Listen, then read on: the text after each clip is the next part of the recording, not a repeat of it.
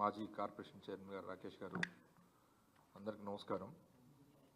మిత్రులారా, ప్రధానంగా ఈరోజు ఈ మీడియా సమావేశం పెట్టడానికి కారణం, మన తెలంగాణ రాష్ట్రంలో ఆర్టీసీ డిపోలు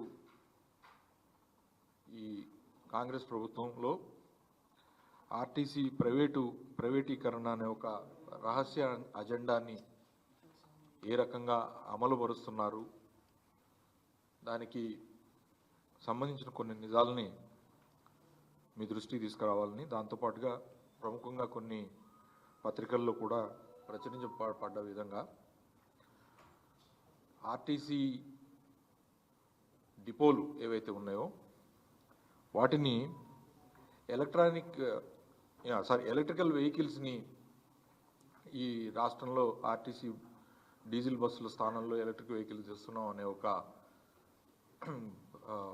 ముసుగులో ఆర్టీసీని ప్రైవేటీకరించే అజెండాతోని ఈ ప్రభుత్వం ముందుకు పోతుందనేది బీఆర్ఎస్ పార్టీ యొక్క అభిప్రాయం. దీన్ని తీవ్రంగా ఖండిస్తూ దీంట్లో కొన్ని నిజాలు రాష్ట్ర ప్రజలకు మీ ద్వారా తెలియజేయాలని కోరుకుంటా ఉన్నాను. బీఆర్ఎస్ ప్రభుత్వం ఉన్నప్పుడు కేంద్రంలో ఎలక్ట్రిక్ బస్సెస్కి సంబంధించి ఫేమ్ 1, ఫేమ్ 2 అనే స్కీముల ద్వారా మన తెలంగాణ రాష్ట్రంలో ఎలక్ట్రిక్ బస్సులకు సంబంధించి ఒక్కొక్క బస్సుకి ఫేమ్ స్కీమ్ 1 స్కీమ్లో ₹1 కోటి సబ్సిడీ పొంది ఆర్టీసీ ఆధ్వర్యంలో మనం బస్సెస్ని తీసుకున్నాం. 40 బస్సెస్ తీసుకున్నాం. వాటిని ఇనీషియల్గా ఎయిర్పోర్ట్కి హైదరాబాద్లోని వివిధ డెస్టినేషన్స్ నుంచి నడపడం జరిగింది. దాని తర్వాత ఫేమ్ 2 స్కీమ్ వచ్చింది. అందులో ఒక 300 బస్సులకి అప్పటికే కేంద్ర ప్రభుత్వం మోడీ గారి ఆధ్వర్యంలో ఎలక్ట్రిక్ వెహికల్స్ వినియోగం పెంచాలని చెప్పి డబ్బా కొట్టుకుంటూనే ఆ సబ్సిడీని ₹1 కోటి నుంచి డ్రాస్టిక్గా తగ్గిస్తూ నిర్ణయం తీసుకున్నారు. సరే, మనము ఆ స్కీమ్తో పాటుగా మనం దాన్ని బిడ్ చేయాల్సి ఉంటుంది. RTC calls for the tenders and different electric vehicle manufacturers ఆ బిడ్లో పాల్గొని బస్సెస్ని మనకి పర్ కిలోమీటర్ ఇంత అని చెప్పి తిప్పడానికి బిడ్ చేయాల్సిన ఇది ఉంటుంది. ఆ పరిస్థితుల్లో టికెట్ ప్యాసింజర్ దగ్గర నుంచి వసూలు చేసే బాధ్యత ఆర్టీసీదే ఉండింది. దాంతోపాటుగా ఏ డిపో కూడా వాళ్ళ కంట్రోల్లో మనం ఇవ్వలే, ప్రైవేటు వాళ్ళ కంట్రోల్లోకి. మనం ఈ రాష్ట్రంలో దాదాపు ఎలక్ట్రిక్ బస్సెస్ ఒలెట్రా అనే కంపెనీ ద్వారా ఒక 500 బస్సులకి మనం బీఆర్ఎస్ ప్రభుత్వంలో ఇవ్వటం జరిగింది. అందులో ఏసీ ఉన్నాయి, నాన్ ఏసీ కూడా ఉన్నాయి. అవి డిఫరెంట్ డిపోస్కి మేజర్గా సిటీలోనే ఈ కాలుష్య నియంత్రణ కోసమని, ప్లస్ హైదరాబాద్కున్న సిటీకి ఉన్న ఇమేజ్ దృష్ట్యా ఎలక్ట్రిక్ బస్సెస్ వినియోగం పెంచాలనే ఉద్దేశంతో పెట్టడం జరిగింది. But existing depots, existing RTC ఆర్ఎంలు, డిఎంల కింద కండక్టరు ఆర్టీసీకి ఆ వ్యక్తి ఉండేటట్లు నడిపాం. దాంతోపాటుగా సొంతంగా మనం కూడా బస్సులు ఒక 650 బస్సులు, డీజిల్ బస్సులు మనం కొన్నాం. సంస్థకి ఓనర్షిప్ ఉండే విధంగా బ్యాంకుల నుంచి రుణాలు పొంది వాటిని డీలక్స్, సెమీ లగ్జరీ, తర్వాత రాజధాని ఇట్లాంటి వివిధ బ్రాండ్స్ కింద మనం బస్సులు ప్రతి డిపో కూడా అరేంజ్ చేసినాం. సో ఒకవైపు సంస్థని బలోపేతం చేసుకుంటూనే అనేక ఒడిదుడుకులు ఎదుర్కొంటున్న సమయంలో ఆర్టీసీని బలోపేతం చేసుకోవడం కోసం కార్గో లాంటి, పార్సల్ సర్వీస్ లాంటి ఇతర సర్వీసులను కూడా పెట్టి ఆర్టీసీని నష్టాల నుంచి గట్టెక్కించడానికి, లాభాల్లో తెచ్చినామని మేము చెప్పాం. కానీ predominant effort has been made to bring RTC from huge losses to profits. సరే, ప్రభుత్వం మారింది. ప్రభుత్వం రావడానికి కాంగ్రెస్ పార్టీ చేసిన అనేక వాగ్దానాలు లేదా వాళ్ళ యొక్క హామీలు, 420 హామీల్లో ఆర్టీసీకి సంబంధించిన కూడా అనేక విషయాలు ఉన్నాయి. మేము ప్రభుత్వంలో ఉన్నప్పుడు చివరి అసెంబ్లీ సమావేశాల్లో కూడా నేను మంత్రిగా ఉండి విలీన ప్రక్రియకు సంబంధించి కూడా బిల్లు పాస్ చేయడం కూడా జరిగింది. ఆర్టీసీలో పనిచేస్తున్న ఉద్యోగస్తులందరినీ కూడా ప్రభుత్వ ఉద్యోగులకు పరిగణిస్తూ కూడా విలీనం చేసి కూడా దానికి డేట్ ఆఫ్ అపాయింట్మెంట్ ఒక్కటే గవర్నర్ గారి దగ్గర ఆగుండింది. సో విలీన ప్రక్రియ కూడా పూర్తి చేసినాం. ఇవాళ సంవత్సరం రోజులైంది ప్రభుత్వం ఏర్పడి, మోర్ దెన్ ఏ ఇయర్. వచ్చినప్పటి నుంచి మనం ప్రకటనలు చూస్తూనే ఉన్నాం. మన ట్రాన్స్పోర్ట్ మినిస్టర్ గారు రకరకాల ప్రకటనలు. ఒకటేమో అసెంబ్లీలో చట్టం రూపం దాల్చిన విలీన ప్రక్రియని ఇంకా కమిటీల రూపంలో, కమిటీ నివేదికల రూపంలో తాత్సారం చేస్తూనే మధ్యలో అనేక ప్రకటనలు కూడా చేశారు. మేము ఆర్టీసీలో ఉద్యోగాలు నింపుతున్నాము, ఉద్యోగ నియామకాల కోసం అని చెప్పి 3035 ఉద్యోగాలు, డ్రైవర్లు లేదా క్లీనర్లు, లేకపోతే డిపో మేనేజర్లు, లేకపోతే తార్నాకలో ఉన్న హాస్పిటల్లో డాక్టర్లు, లేదా పారామెడికల్ స్టాఫ్, నర్సులు, వాళ్ళ కోసం నియామకాల కోసం కూడా చెప్పారు. అవన్నీ కూడా ప్రస్తుతం అటకెక్కించి ఉన్న డిపోల్ని, ఇవాళ ఆర్టీసీ డిపోల్ని ప్రైవేటీకరణ చేసే కార్యక్రమాన్ని వరంగల్ డిపో ద్వారా స్టార్ట్ చేశారు.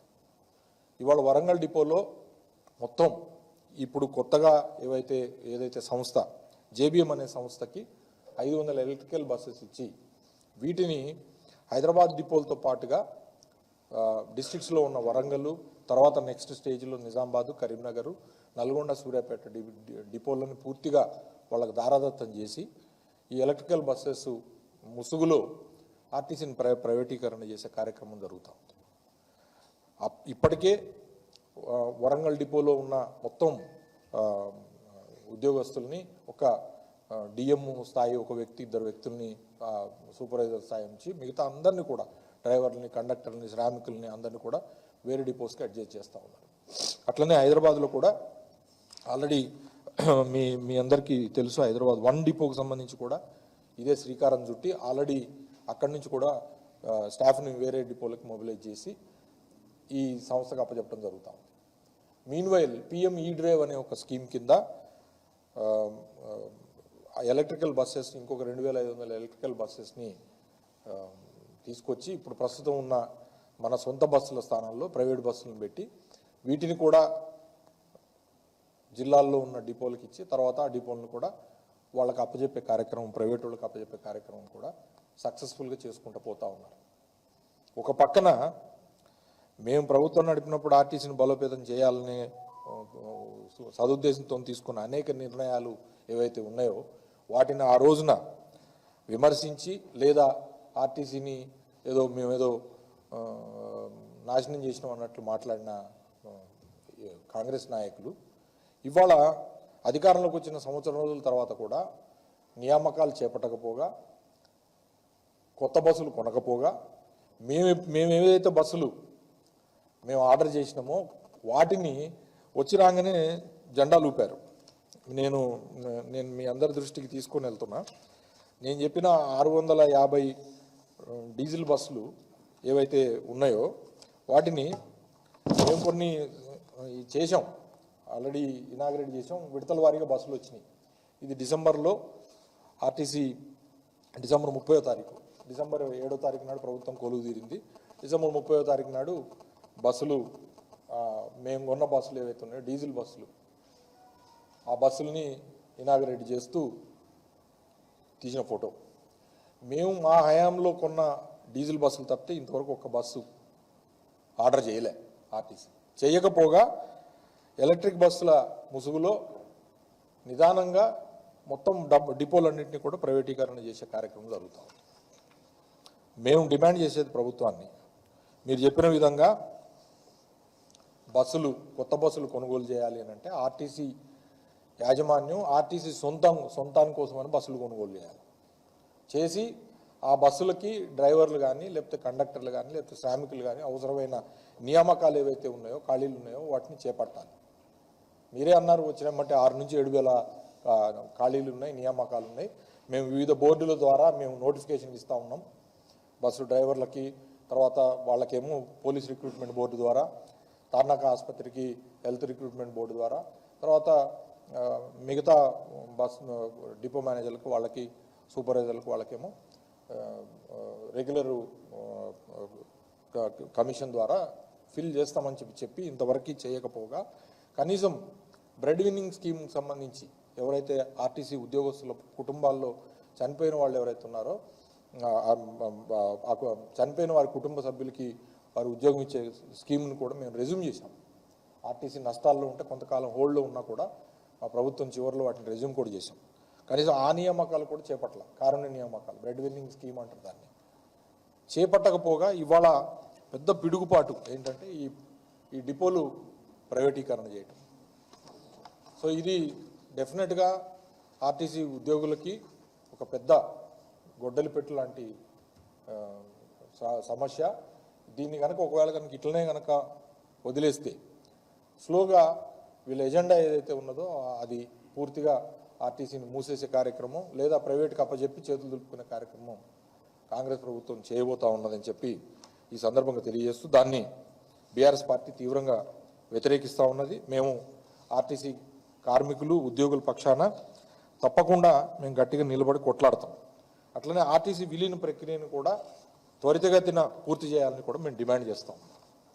దాంతోపాటుగా అనేక సమస్యలు ఆర్టీసీలో ప్రగతి రథచక్రాలని ప్రైవేటుకి అప్పగించే కార్యక్రమం ఏదున్నా కూడా దాన్ని మేము అడ్డుకొని తీరుతాం. సంస్థ పరిరక్షణ కోసం అవసరమైతే మరో పోరాటానికి కూడా బీఆర్ఎస్ మరి కార్మికులకిను లేదా ఉద్యోగస్తులకి అండగా నిలబడుతుందని చెప్పి కూడా ఈ సందర్భంగా తెలియజేసుకుంటూ తక్షణం ప్రభుత్వం తన రహస్య ఎజెండా అయిన ఈ ఆర్టీసీ డిపోల్ని ప్రైవేటు సంస్థలకి జేబీఎం లాంటి సంస్థలకి అప్పజెప్పే కార్యక్రమాన్ని తక్షణం ఉపసంహరించుకోవాలని కూడా బీఆర్ఎస్ పార్టీ నుంచి మేము డిమాండ్ చేస్తాం. మిత్రులు సుభాష్ రెడ్డి గారు మాట్లాడతారు. అందరికీ నమస్కారం. పత్రికా సోదరులందరికీ ఇవాళ రేవంత్ రెడ్డి ప్రభుత్వం ఏదైతే మిగతా శాఖలలో ఏదైతే అలవి కాని హామీలు ఏదైతే చేసిందో అదేవిధంగా ఆర్టీసీ కార్మికులను కూడా మోసం చేసిన సందర్భం ఇవాళ తెలియదలుచుకున్నాం. ఎప్పుడైనా సరే ఆర్టీసీ బస్సు ఒకటి నడుస్తుంటే మినిమం ఒక బస్సుకు 6 స్టాఫ్ ఉంటారు. ఇవాళ అన్నీ ప్రైవేట్కి చేయడం వల్ల ఆ స్టాఫ్ అంతా ముందు ఇప్పుడున్న స్టాఫ్ అంతా కొన్ని రోజుల తర్వాత బస్సులు పెరగడం వల్ల రిక్రూట్ చెయ్యని పరిస్థితి ఉంటుంది. ఒక పక్కనేమో మేము 3350 పోస్టులు ఇస్తున్నామని చెప్పి ఆ రోజు అయితే క్యాబినెట్లో తీర్మానం చేసిర్రో ఆ రోజు మాత్రం సంబరాలు చేసుకోమని చెప్పిర్రు. ఇవాళనేమో దొంగచాటుగా వెనక నుంచి 5-6 డిపోలను ప్రైవేటీకరణకు వెళ్తున్నారు. యాక్చువల్గా ఏదైతే బస్సులు ఎక్కడి నుంచి అయినా లీజుకు తీసుకుంటే ఒక డ్రైవర్ను పెట్టుకుంటారు తప్ప, కానీ వీళ్ళు చేస్తున్న పద్ధతి ఏంటంటే దాన్ని మెయింటెనెన్స్ తోటి సహా మెకానిక్ కావచ్చు, ముందు టీమ్స్ ఏర్పాటు చేసి కండక్టర్ పోస్టులు కూడా తీసేసే ఆలోచనలో ఉన్నారు. ఈ విధంగా డిపోలు ముందుగా వాళ్ళకి ఇవ్వడం, తర్వాత వాటికి సంబంధించిన ఏదైతే ల్యాండ్స్ ఉన్నాయో వాటిని కూడా ప్రైవేట్ పరంగా అమ్మేయాలనే ఒక దురాలోచనతోటి మాత్రమే ఈ విధంగా చేస్తున్నారు. దీన్ని ఖచ్చితంగా ఆర్టీసీ కార్మికులు అందరికి కూడా బీఆర్ఎస్ పార్టీ వాళ్ళ పక్షాన ఉండి ఖచ్చితంగా వాళ్ళ తరఫు నుంచి కూడా మనం సపోర్ట్ చేస్తాం. ఇంకొక విషయం ఏంటంటే ఈ మధ్య చాలామంది ఈ ఆర్టీసీ కార్మిక నాయకులు ఎవరైతే ఉన్నారో, ఎవరైతే యాక్టివ్ ఉండరో వాళ్ళందరి మీద రకరకాల కేసులు పెట్టుకుంటూ సస్పెన్షన్లు చేస్తున్నారు. ఈ విషయంలో బీఆర్ఎస్ పార్టీ వాళ్ళందరూ కూడా పక్షాన ఉంటాం. ఖచ్చితంగా త్వరలోనే వాళ్ళని పిలుస్తాం, వాళ్ళతోటి మాట్లాడతాం. వాళ్ళ తరఫు నుంచి తెలంగాణ ప్రజానికం అంతా కూడా వాళ్ళ ఎంబడ ఉండి వాళ్ళకి సపోర్ట్ చేస్తామని కూడా ఈ సందర్భంగా తెలియజేస్తున్నాం. అలాగే ఆర్టీసీ ఏదైతే మెకానిక్లు ఉంటారో గ్రామాల్లో చిన్న కుటుంబాల నుంచి వచ్చిన వాళ్ళు ఉంటారు, అటువంటి వాళ్లకు ఉపాధి కోల్పోయేటట్టు చేస్తున్నారు. ఇప్పటికే ఆటో కార్మికులను కూడా పొట్టున కొట్టినటువంటి ఈ ప్రభుత్వం పూర్తిగా ప్రైవేటీకరణ దిశగా వెళ్తుందని ఈ సందర్భంగా ప్రజలందరికీ కూడా మీరు జాగ్రత్తగా ఉండాలి. ఇట్లాంటి అంశాల విషయంలో మనందరం కూడా ఈ ప్రభుత్వాన్ని ఎదుర్కోవాల్సిన అవసరం ఉంది. ప్రజలందరూ కూడా సంసిద్ధులు కావాలని, దానికి బీఆర్ఎస్ పార్టీ తరఫు నుంచి కూడా ఖచ్చితంగా మా మద్దతు ఉంటుందని తెలియజేస్తున్నాం. జై తెలంగాణ.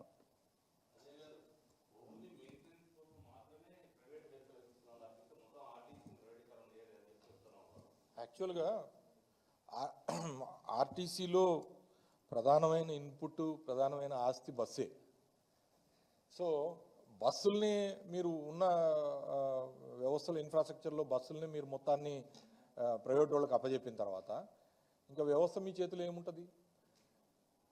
ఇప్పుడు మీ అందరికీ తెలియజెప్పాల్సిన క్లియర్గా ఏంటంటే, ఈ ప్రైవేటు ఎలక్ట్రిక్ బస్సుల రూపంలో తీసుకొస్తున్న ఈ బస్సులు ఏవైతే ఉన్నాయో, ఆ బస్సుల్ని ఇందాక మిత్రులు శేషసుభాష్ రెడ్డి గారు చెప్పినట్టు ఒక కండక్టర్, ప్రస్తుతానికైతే కండక్టర్ ఒక్కడే ఆర్టీసీ ఎంప్లాయీ ఉంటుండు.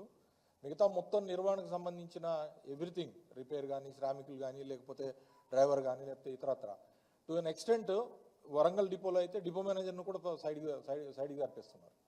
సో అంటే దాని అర్థం ఏంటంటే, ఇది పక్కా ఒక ప్లాన్ ప్రకారంగా ఫేజ్డ్ మేనర్లో ఒక 5-6 జిల్లాల్లో దీన్ని చేసి ఆ తర్వాత ఆర్టీసీని పూర్తిగా నిర్వీర్యం చేయాలనేది. ఫ్రెష్ రిక్రూట్మెంట్ లేదంటేనే దాని అర్థం ఏంటంటే, ఇంకా ఆర్టీసీలో నీకు బస్సులే సొంతం లేనప్పుడు ప్రైవేట్ బస్సు పెట్టుకున్న తర్వాత దాని మీద ఆర్టీసీకి సంబంధించిన డ్రైవరే ఎక్కడ కదా, వాళ్ళు కిలోమీటర్ రూపంలో వాళ్ళు నీ దగ్గర అద్దె వసూలు చేసుకుంటారు వాళ్ళు. సో ఇందులో మీరు చెప్పిన విధంగా ప్రభుత్వ వాదన తొండి వాదన, మొండి వాదన తప్పితే దీన్ని దొడ్డిదారిన ఆర్టీసీని ప్రైవేటీకరించడమే. మేము ఆ రోజున మేము కూడా తెచ్చినాం, ఎలక్ట్రిక్ బస్సులు తెచ్చినాం. దేన్ని తెచ్చినాము? ఒక సదుద్దేశంతో కాలుష్య నియంత్రణ కోసం హైదరాబాద్ వరకు పెడుతూ వాటికి సంబంధించిన డిపో ఏదైతే ఉందో ఆ డిపో కింద పనిచేయాలి. అక్కడ డిపో మేనేజర్ మనోడే, డిపో సంబంధించిన సూపర్వైజర్ మనోడే, మళ్ళీ తర్వాత దానికి సంబంధించిన ఇతరత్ర వ్యవస్థ మందే, అక్కడి నుంచే నడవాలి, రూట్ మనమే చెప్తాం, టికెట్ ధర మనమే నిర్ణయిస్తాం, ఇవన్నీ కూడా మనమే చేసినాం. ఇవాళ స్లోగా మీరు అసలు డిపోనే ఎత్తేసేస్తే, డిపోని మీరు ప్రైవేట్ వాళ్ళకి అప్పచెప్తే అక్కడ ఇప్పుడు ఆందోళనలో ఉన్నారు మొత్తం. ఇప్పుడు వరంగల్ డిపోకి సంబంధించిన వాళ్ళందరినీ కూడా పక్కన వేరే డిపోలకి అడ్జస్ట్ చేస్తూ ఉన్నారు. రేపు హైదరాబాద్ డిపో 1 జరగబోతా ఉంది. ఇంకొక వారం రోజుల్లో వాళ్ళందరినీ కూడా హైదరాబాద్ డిపో 2కి ట్రాన్స్ఫర్ చేస్తూ ఉన్నారు. సో స్లోగా ఏమవుతుంది, ఎక్కడ ఖాళీలు నింపకుండా ఉండి దీన్ని జరిపి కొంత పార్ట్ మొత్తం కూడా ప్రైవేట్కి బాజాప్తుగా హైవే చేసినట్లుగా అయిపోతుంది. డెఫినెట్గా మేము అదే అన్నాం కదా. ఇప్పుడు మేము ఒకటేమో సంస్థ ఆర్టీసీ అనేది కేసీఆర్ గారు కూడా గతంలో అనేక సార్లు చెప్పారు, public transport is an obligation of the government like education and health. Public ట్రాన్స్పోర్ట్కి సంబంధించి కూడా ఆర్టీసీకి ప్రతి సంవత్సరం 1500 కోట్ల రూపాయలు మేము ప్రభుత్వంలో ఉన్నప్పుడు బడ్జెట్ నుంచి అలొకేషన్ చేసి మేము ఆర్టీసీని నడిపినాం. సో ఆ ఆబ్లిగేషన్ నుంచి ప్రభుత్వం తప్పుకుంటుందని చెప్పి మేము బలంగా భావిస్తూ ఉన్నాం. సో ఒకటేమో మీరు మహాలక్ష్మి స్కీమ్ ఒకటే చెప్తున్నారు, మహాలక్ష్మి స్కీమ్ కింద మహిళలకి ఫ్రీ ట్రాన్స్పోర్ట్ చేసి ఆర్టీసీని లాభాల్లోకి తీసుకొచ్చినాం అంటున్నారు. ఆర్టీసీ లాభాల్లోకి రావాలంటే అసలు టికెట్ ఇన్కమ్ ఉండాలి కదా. నువ్వు టికెట్ ఇన్కమే లేకుండా నువ్వు ఫ్రీగా చేసిన తర్వాత అది కూడా సర్టన్ రూట్సే, మేము దానికి మహిళల కోసం అని చెప్పి ఏర్పాటు చేసిన దాన్ని మేము కాంట్రడిక్ట్ చేస్తలేము. మహాలక్ష్మి పథకం ద్వారా నువ్వు ఆర్టీసీని ఎట్లా లాభాల్లోకి తీసుకొచ్చినావు ఇవాళ వరకు సంవత్సరం రోజుల్లో? ఒక క్యాల్కులేషన్, సింపుల్ క్యాల్కులేషన్ చెప్పమనండి. ఒక్క బస్సు మేము కొన్న తర్వాత, మేము ఆర్డర్ చేసి మేము కొన్న తర్వాత సొంతంగా మీరు ఒక ఆర్టీసీ బస్సును కొన్నారా? మేము ఇచ్చిన ఆర్డర్లు, మేము చేసిన పేమెంట్లకి విడతల వారీగా వచ్చిన బస్సులు లాస్ట్ డిసెంబర్, జనవరి జెండాలు ఊపిరు చివరికి వచ్చిన బస్సులు మేము ఆర్డర్ ఇచ్చిన. ఆ తర్వాత ఒక్క డీజిల్ బస్సు వచ్చిందా? మీరు ఇప్పటికి చూస్తున్న క్రీమ్ కలర్ బస్సులు కొత్త అయితే ప్రతి జిల్లాలో తిరుగుతున్నాయో ఎక్స్ప్రెస్ల రూపంలో, సూపర్ డీలక్స్ రూపంలో అన్నీ 650 డీలక్స్ బస్సులు. ప్రజల సమస్య కోసం అని చెప్పి ప్రజల సమస్యల మీద పోరాటం చేయడం కోసం బీఆర్ఎస్ పార్టీ ప్రతిపక్షంగా మేము ముందు కూరుకుతాం. కలిసి వచ్చేవాళ్ళు కలిసి వస్తారు, కలిసి రాని వాళ్ళు కాలగర్భంలో కలిసిపోతారు. మేమేం చేసేది?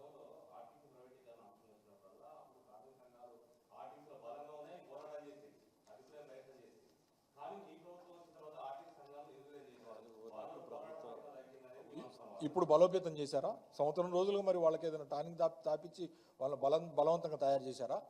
ఎవరైనా ఒక్క రిప్రజెంటేషన్ అన్న తీసుకున్నారా? దీన్ని అదే అనేది. ఇప్పుడు ఆ రోజున మీరు ఆరోపణలు సంవత్సరం రోజుల క్రితం వాళ్ళు చేసిన ఆరోపణని ఇవాళ మీరు గుర్తు చేస్తున్నారు కదా. ఈ సంవత్సరం రోజుల్లో మీరు బలోపేతం ఏమైనా చేశారా, లేకపోతే వాళ్ళని కూడా మలుచుకొని లోపల పెట్టి ఇందాక మేము ఎప్పుడు ఆర్టీసీని నిర్వీర్యం చేయలేదు. ఆర్టీసీలో ఉన్న కార్మికులను, ఉద్యోగులను కూడా ఎప్పుడు నిర్వీర్యం చేయలేదు. ఇన్ఫ్యాక్ట్ సార్, మీకు బస్ బాడీ అనే దానికి సంబంధించిన ఇది వాస్తవాలు మీకు చెప్పాల్సిన అవసరం ఉంది. బస్ బాడీ ఎప్పుడు చేసుకుంటుంటుంది తెలుసా? గతంలో ఓల్డ్ టెక్నాలజీ ఉన్నప్పుడు ఓన్లీ చాసీస్ కొనుక్కొని ఆర్టీసీ తన సొంతంగా బస్ బాడీ నిర్మాణం చేసేది. ఇవాళ బస్సుల్ని డైరెక్ట్గా వాళ్ళు తయారు చేసి ఇస్తున్నారు. That is more economical than buying a chassis and making the body for the bus. So అందుకని చెప్పి బస్ బాడీ అనేది కాలగర్భంలో కలిసిపోవడానికి కారణం టెక్నాలజీ. ప్లస్ ఎవరైతే మన అశోక్ లీలాండ్లో లేకపోతే ఇతరుల్లో ఉన్నారో మనకు బస్సులు 650 బస్సులు కొంటే బస్సులే డైరెక్ట్గా వాళ్ళు తయారు చేసి ఎవ్రీథింగ్ ఇది చేసి ఇస్తున్నారు. ఏసీ కావాలంటే ఏసీ, నాన్ ఏసీ కావాలంటే నాన్ ఏసీ. ఇవాళ బస్ బాడీకి అంతకుముందు గతంలో పాత ప్రాక్టీస్ అది, చాసీస్ కొనుక్కొని బస్సులు బిల్డ్ చేసేది. ఆ టెక్నాలజీ లేనప్పుడు బస్ బాడీ సంబంధించింది నిర్వీర్యం అయింది. సో అయినా సరే మేము మాత్రం ఆర్టీసీని బలోపేతం చేయడానికి ప్రయత్నం చేసాం. ఇవాళ మా డిమాండ్ కూడా ఏంటంటే మీరు బలోపేతం చేయాల్సిన దగ్గర ప్రైవేట్కి డిపోలు అప్పచెప్తున్నాం అని చెప్పి మేము మీ దృష్టికి తీసుకొస్తా ఉన్నాం. ఇది చేయలేదు కదా మేము. సో దీని మీద కలిసి వచ్చే ఫోర్సెస్ అందరితో కూడా మేము కొట్లాడతాం. అల్టిమేట్గా ఏమవుతుంది, ప్రజలకి ఏదో ఒక రూపంలో డెఫినెట్గా నడ్డి విరుస్తారు. ఏమండి,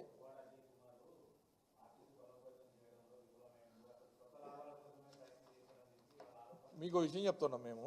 అసలు మా సొంత లాభం ఏమున్నది? ఇప్పుడు నేను 4 ఏళ్ళు మంత్రిగా ఉన్నా, నేనేమన్నా ఒక బస్సు కొనుక్కున్నానా, ఓ బస్సు పెట్టుకున్నానా, లేకపోతే ఓ డిపో తీసుకున్నానా, లేకపోతే ఇంకోటి చేసినా, ప్రైవేట్ ట్రావెల్ నడిపినా? మేము సంస్థకు సంబంధించిన ఏమైనా యాక్టివిటీ చేసినామా? మేము మీకు చెప్తా ఉన్నాం, ఉన్న డిపోలు అన్నింటినీ కూడా ప్రాఫిట్ 97కు 97 డిపోలు 97కు 97 డిపోలు నష్టాలను నడుస్తున్న వాటిని 22 డిపోలు లాభాలకు తీసుకొచ్చాను నేను. 22 depots I have brought in to profit. ఇవాళ డిపోల ప్రాఫిటబిలిటీ అనేది అసలు ఆడిటింగ్ జరుగుతలేదు. రీజన్ ఏంటంటే ఆటోమేటిక్గా నీకున్న టికెట్ మీద ఆదాయం పోయింది. సరే దానికి నువ్వు మహాలక్ష్మి స్కీమ్ అని పేరు పెట్టు, ఇంకోటి పెట్టు. మేము ప్రతి నెల రివ్యూ చేసినాం. రివ్యూ చేసి దానికి సంబంధించిన టికెట్ ఆదాయం పెరగటం కోసం, ఓఆర్ పెరగటం కోసం, ఓఆర్ అంటే ఆక్యుపెన్సీ రేషియో, ఓఆర్ పెరగటం కోసం, లేదా ఇతర ఆదాయాలు పెరగటం కోసం కార్గో పార్సల్ సర్వీస్ లాంటివి కూడా మేము చేసినాం.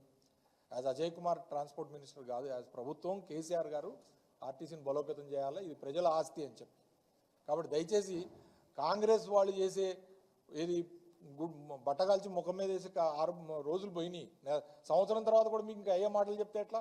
మీరు కదా ప్రభుత్వాన్ని నడుపుతున్నది. మీరు నడుపుతున్న సమయంలో మీ ఆధ్వర్యంలో జరుగుతున్న ఈ కార్యక్రమాలకు సమాధానం చెప్పాలి. దీన్ని మేము డెఫినెట్గా అడ్డుకొని మేము ప్రజల్ని చైతన్యపరుస్తాం. ఆర్టీసీ ఉద్యోగస్తులు కూడా వాళ్ళకి సంఘీభావం కూడా మేము పోరాటం చేస్తాం దీనికి సంబంధించి. Thank you.